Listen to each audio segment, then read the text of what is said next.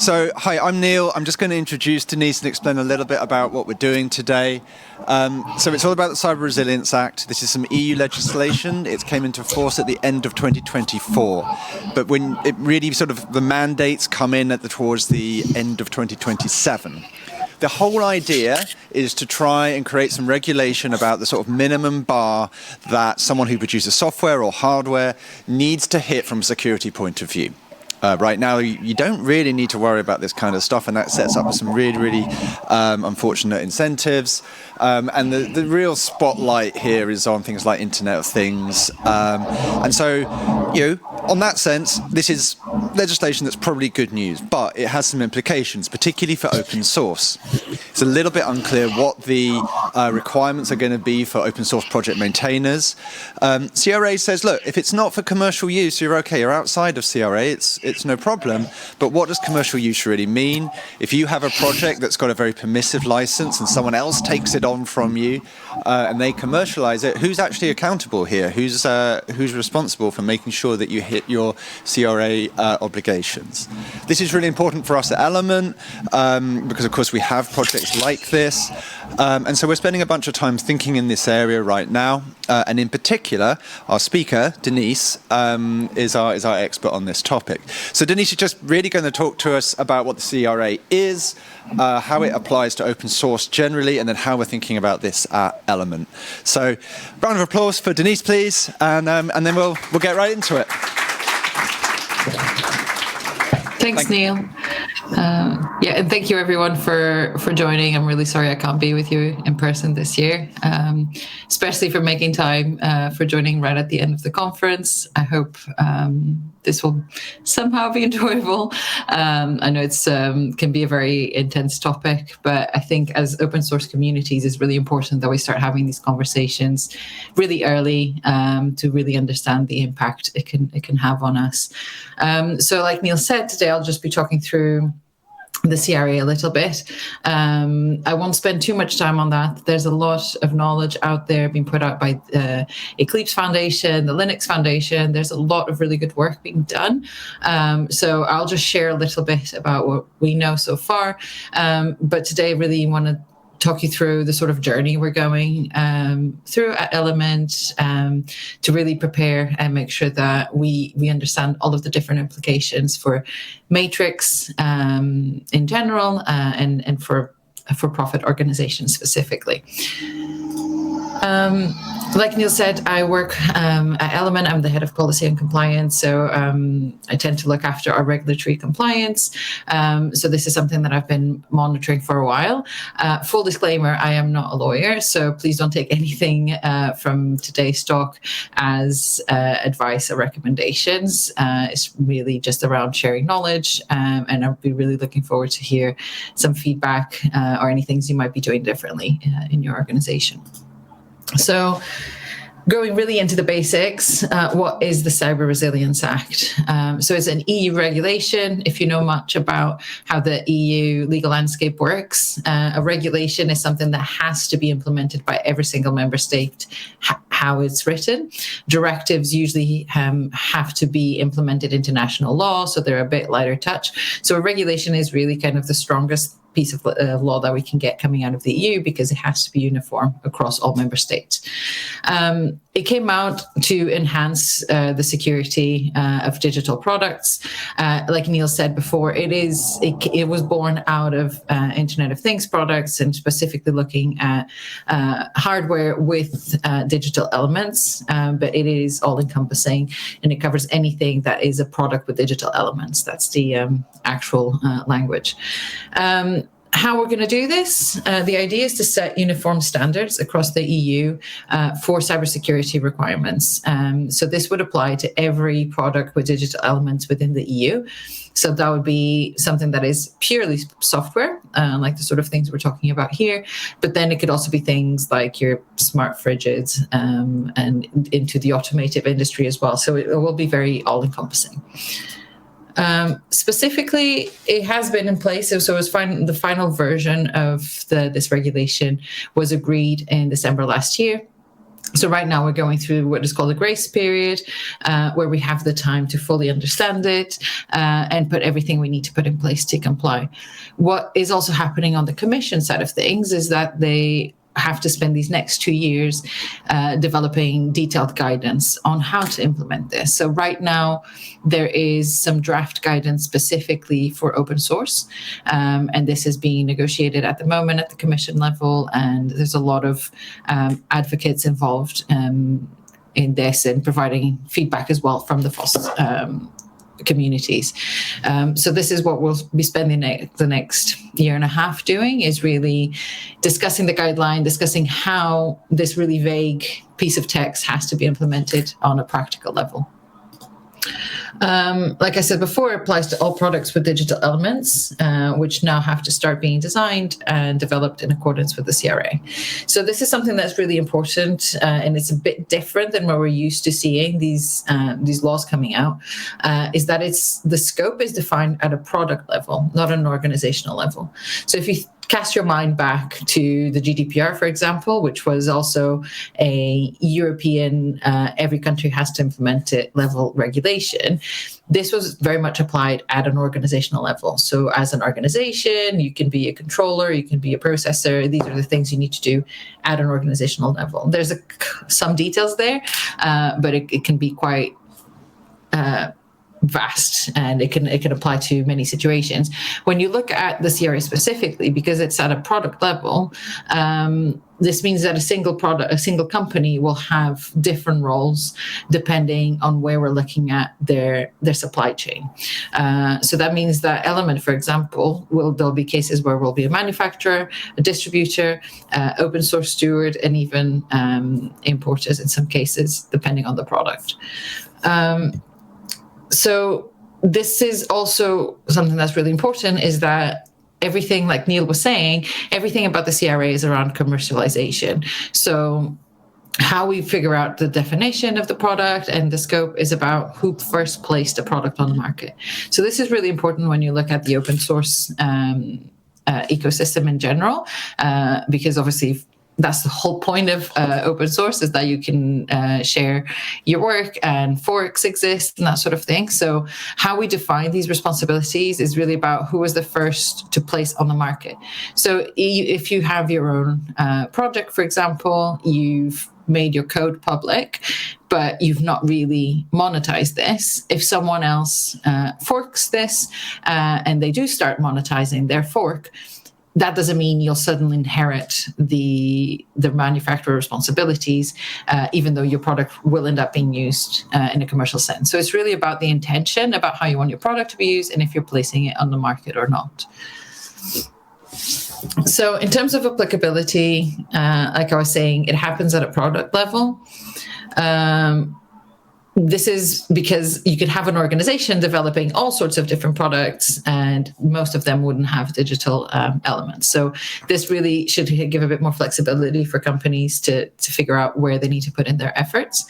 But also the idea here is that you can't really bring risk levels that are based on a company size, because you could have a tiny company developing a very small product, but actually this product could connect to millions of devices and bring a lot of risk. So size is really not a good determinant for risk levels, and this is why the connection to a network or device is the key. Anything that is remote data processing is instantly in scope as well, and all sorts of components for that. And then there's different levels of obligations within the supply chain, with the manufacturers being the highest level of requirements. What is out of scope? So anything that is cloud that is regulated under other regulations, like the NIS2. So this really applies to more infrastructure level cloud. Software that is developed exclusively for classified and military information.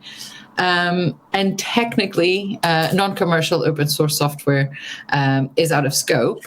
But this really raises some immediate questions. So how can we define what is non-commercial when we use permissive license that do allow for commercial and non-commercial use? So how do we protect ourselves really in this sense? And whose responsibility is it to figure this all out? So if you just have a hobby project that you're developing by yourself, is this something that you need to go and figure it out? And what if you're a company like Element that actually develops open source and proprietary software, which could be commercial or non-commercial? So how does it work here? So it can get really complex really quickly, and this is why it's really important to take a very methodological approach to this, and really get into the detail of your product, of your projects, and really understand what you need to do. So you've probably heard a lot about open source software stewards. This really will tend to apply more to foundations. So the idea is that a steward is a legal person. This is really, really important because I've seen some questions from around the ecosystem, and I've seen people really concerned that suddenly they're going to have a lot of responsibilities for something that is just meant to be a bit of fun for them. So this is the legal person really is really important. So a legal person is something that is legally registered, so usually a company or foundation. A natural person is an individual, so a natural person cannot be an open source steward. And this is really on purpose to safeguard those projects where someone is just doing something on an individual level, or even if not individually, but if they're just doing something that is not for profit, is just a bit of fun, and that is usually tends to be out of scope. And then we have the open source stewards, which tend to have more resources than just an individual, and that's why this role here is a bit more defined. The idea of the stewards is that they could be providing products meant for commercial activities, even if they don't want to get profit from it. It just means that there's some exchange of money happening, or it's just software that could be used for commercial activities, and there's not even an exchange of money. So when we look at Element, for example, and you look at ESS Community, this is a project that we are the open source stewards for. So we have responsibilities around this project, and we will be producing some things that we have to for this one, but not as many responsibilities as for the things where we are manufacturers, like our pro products. So a manufacturer in this case is a natural or legal person who manufactures projects with digital elements and then markets them under their name or trademark. And then importers is usually people that are bringing products from outside the EU and distributing them within the EU. So those would be the people that would have the responsibilities, and they're the ones that could issue a mark. And then distributors as well. So the difference between distributors and importers is that the distributor tends to just distribute the product as is without affecting the product properties, and importers usually are more feature integrators that are turning bits of code into a larger project. So in terms of what you'll have to do in terms of main requirements and obligations, you'll need to have cybersecurity measures in place. If you already have some sort of framework or a standard in place, like we have Cyber Essentials, ISO 27001, this is already a long way there, and it will get you in a really good position. One thing we'll have to start doing is conformity assessments and start distributing those. So how we assess our products from a security point of view, as well as provide more information to end users. And there's a big focus on education from the CRA, and we'll have to improve our approach to reporting and documentation. So there's a really big focus on education and on centralized reporting to the European agencies for this. So manufacturers have the responsibility for putting on a CE mark that says that the product is compliant with the CRA, but also for putting all of the requirements in place, demonstrating this compliance. But also the manufacturers, especially the ones that are the first ones to put on the market, have the responsibility of reporting incidents and for collecting incidents as well. So if we look at importers and distributors, they have to verify that their products comply with the CRA. So this is just changing really how you look at your supply chain, and where you're going to have to bring in new processes for each role. So if you look at Element specifically by different role, there's a couple of products that we consider ourselves to be manufacturer because these have been monetized in the past. So here should have been Synapse Pro and then ESS Pro. So these are part of our offering that have some open source code in it, but also some proprietary features. This is something that has been first placed on the market by Element, so it's something that we're and it's been commercialized by Element first. So we will be the manufacturers for these products. We'll take full responsibility for them from a CRA compliance point of view. But then when you look at the various Matrix clients, when you look at ESS community, which we make available for everyone. In this case, we will be stewards. We will still obviously have a lot of security in place, but we just won't provide things like a CE mark or software bills of materials for these products. Because we are the original manufacturers for ESS Pro, we will start making available some of our internal thinking and how we're preparing for the CRA from these two roles perspectives. We think this could be helpful to the wider community, and it's something that we're really keen on sharing, because we think that as creators of Matrix and developing Element products, we have this really unique position where we have very deep knowledge of the security of the protocol and obviously how everything works from a Matrix perspective, but we can also have this single source of reporting and disclosure of the security communications, and being able to look at it from these two angles, I think will be really helpful for us as we prepare.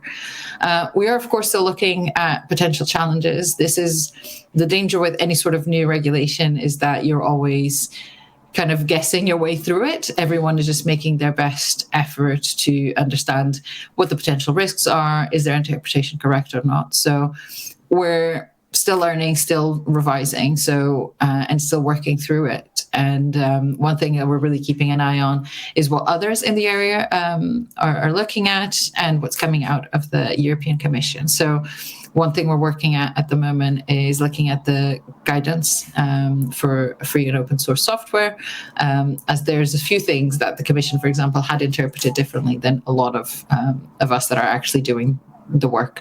So it'll be really interesting to see how things evolve over the next year and a half. So this is obviously going to be quite disruptive. It is obviously something that we really worry about. We really take privacy and take security really seriously. It's part of what we do. But it is something that takes resources, takes time, and takes effort. So it's something that has to be part of your wider business strategy, and something that we need to start considering quite early on. As most of you know, open source funding can be really tricky, and can be much harder at times than in other sectors. And then you add this additional layer of complexity and costs, and it can really make things a bit trickier. We are trying to take a very strategic approach to this and really look at the CRA as a regulation, but also as something that could really bring us a lot of opportunities as an industry and as a sector. So we're trying to really look at the bigger picture instead of just starting to get overwhelmed by the amount of paperwork that awaits us in all of this. So this is what we're currently doing and what we're looking at it. The first thing we're doing is actually looking at every single one of our products and look at what was our role against each one of these products. That will really help us to scope out the amount of work and what we'll need to put out. And we're also working on a gap analysis, so looking at our internal procedures and policies against the CRA requirements to really understand where we need to improve. And from that, basically our plan of work is going to come out. So this is very much something that needs to be looked at from a wider company perspective. There's a lot of implications for your security teams or engineering, but it's also something that your legal teams should be involved on, and your marketing and comms teams as well.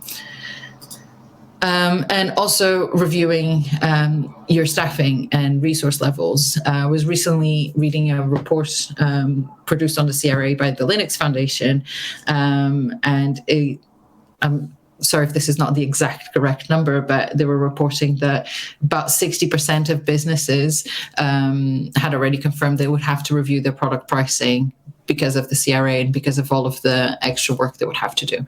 So this is something that is really important to look at really early on and understand the impacts it will have on your organization, because then that will also help us as a wider community to be able to push back to the Commission and say, well, actually, we really want a Europe that uses European software. We have digital sovereignty, but we really need to be able to fund that as well. But we need data and information for that. So it's really important to make sure you're noting down all of these things and keeping these records doing your projects.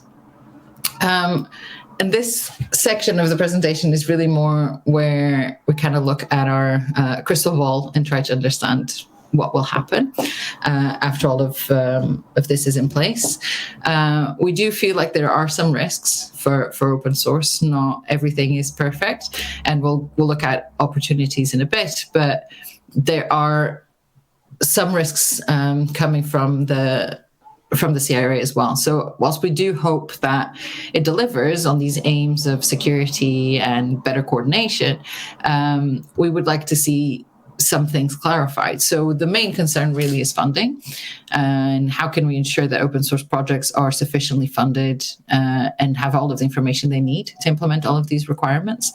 There's been a lot of discussions around the creation of a European sovereign fund, and a lot of different proposals have been going around on how we can address this, but it's still a very large risk that we need to consider.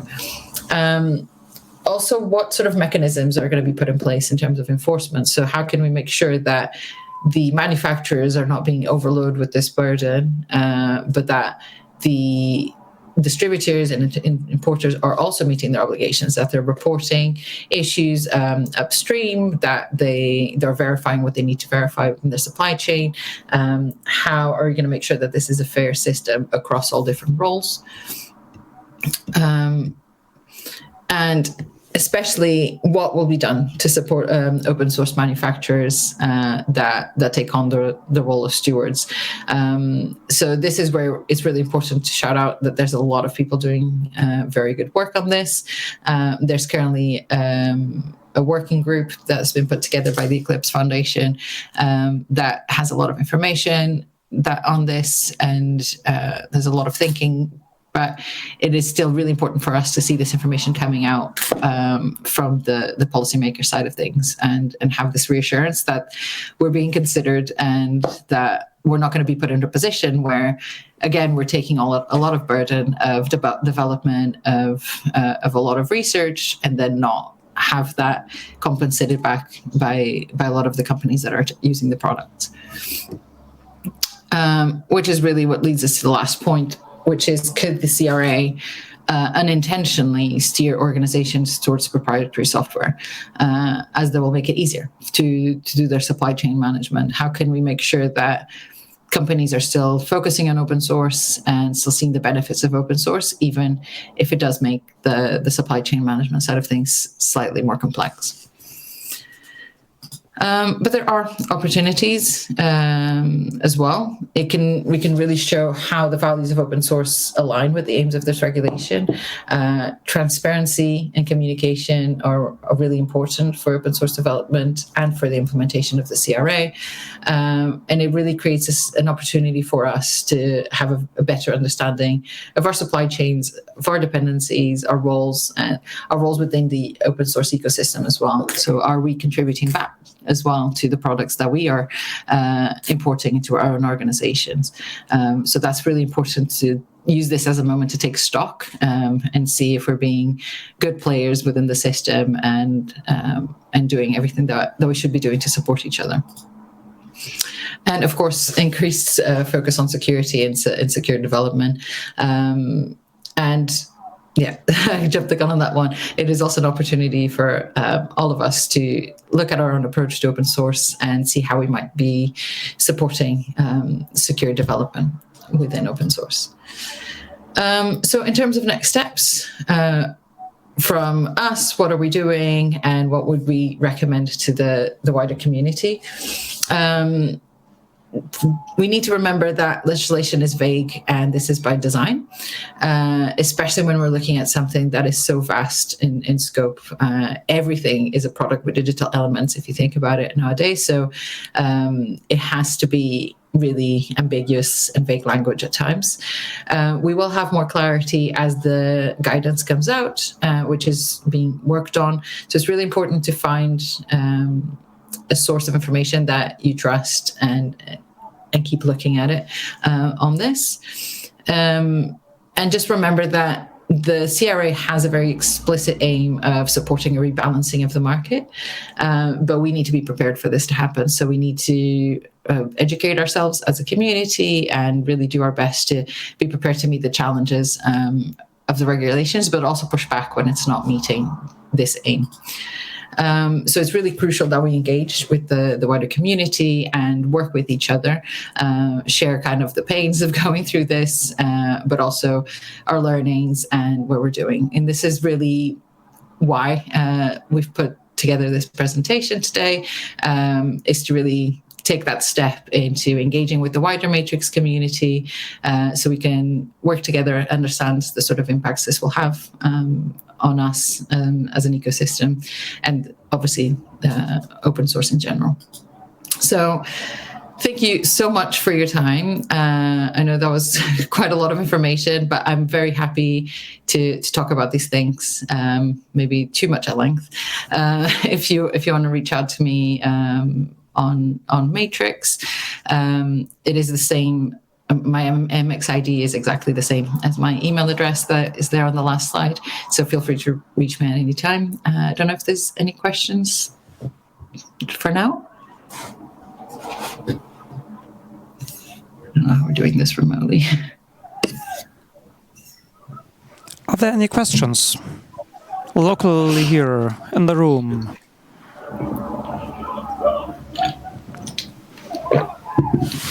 Can't see any hands raising up.